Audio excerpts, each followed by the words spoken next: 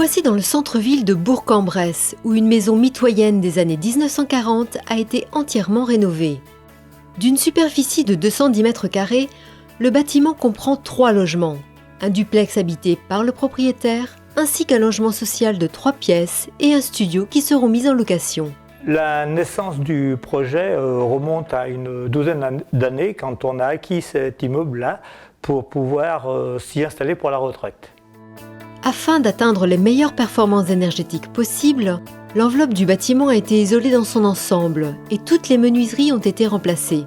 Nous sommes dans le cadre d'un projet de rénovation d'une maison basse énergie, maison de ville sur 3 niveaux, qui a pour objectif d'arriver au niveau de performance des bâtiments actuels de type RT 2012. Pour arriver à ce résultat, un gros travail sur l'isolation globale du bâtiment a été réalisé, à savoir l'isolation des murs extérieurs, l'isolation de la toiture, l'isolation du plancher bas, ainsi que toutes les menuiseries, fenêtres, porte-fenêtres, portes donnant sur l'extérieur. Dans le cas de ce projet, l'isolation des murs qui a été retenue est pour cette partie-là une isolation extérieure qui présente l'avantage de pouvoir à la fois traiter les déperditions des murs ainsi que les ponts thermiques et apporter également et conserver l'inertie thermique du bâtiment. Le choix s'est porté sur un matériau écologique, laine de bois plus fibre de bois.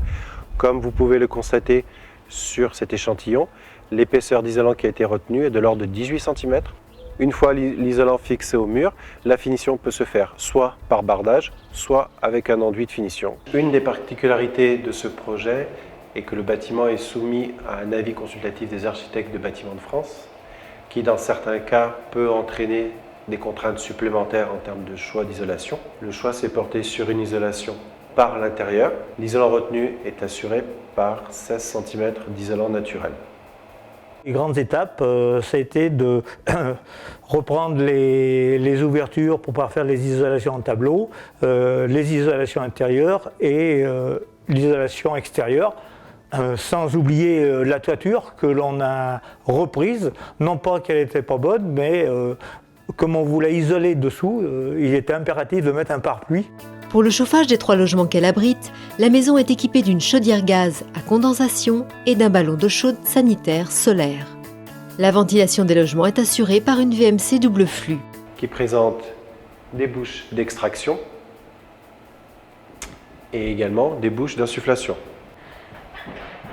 Ces bouches d'insufflation sont présentes dans l'ensemble des pièces à vivre.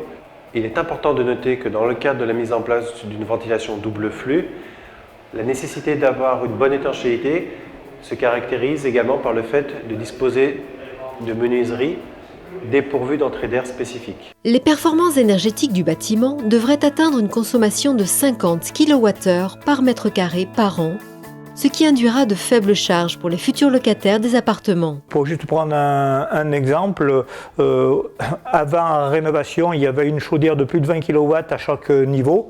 Et là, la chaudière devrait tourner la majeure partie du temps avec un brûleur de 5 kW pour chauffer l'ensemble de l'immeuble.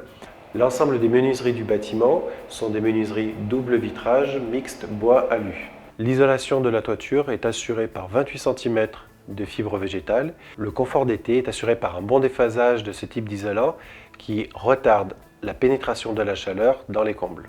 Le local technique situé sous les combles du bâtiment comprend une chaudière gaz à condensation équipée d'un moteur Stirling assurant la production d'électricité, un ballon d'eau chaude collectif couplé à des capteurs solaires, un système de régulation propre à chaque logement et de systèmes de ventilation double flux.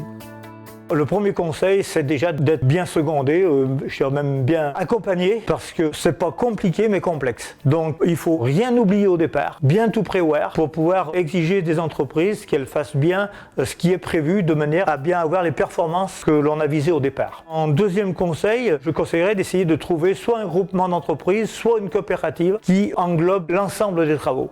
Elian a accompagné le projet, déjà en me mettant au courant de toutes les aides que l'on pouvait avoir, en me conseillant au niveau des entreprises éventuelles qui avaient déjà travaillé dans le domaine, après plus au niveau des démarches.